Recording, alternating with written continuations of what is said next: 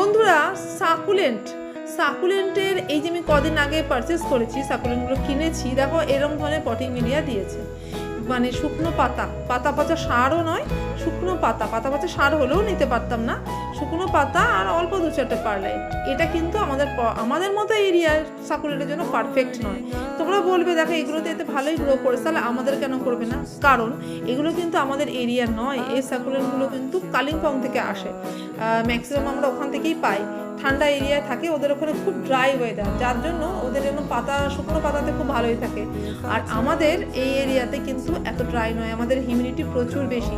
তার মধ্যে যদি এবার জল ধরে রাখা কোনো মিডিয়া আমরা লাগাই, তাহলে কিন্তু জল মানে ওয়েল ড্রেন হবে না, জল থেকে যাবে মিডিয়ার মধ্যে। এরকম এইরকম ধরনের মিডিয়া চাই, তবেই কিন্তু সাকুলেন্টগুলোকে আমরা বাঁচাতে পারবো। যারা বলে সাকুলেন্ট মরে যায়, সেটা কিন্তু পারফেক্ট মিডিয়ার অভাবেই মরে যায়। দেখো কেমন সূক্ষ্ম শিকড়।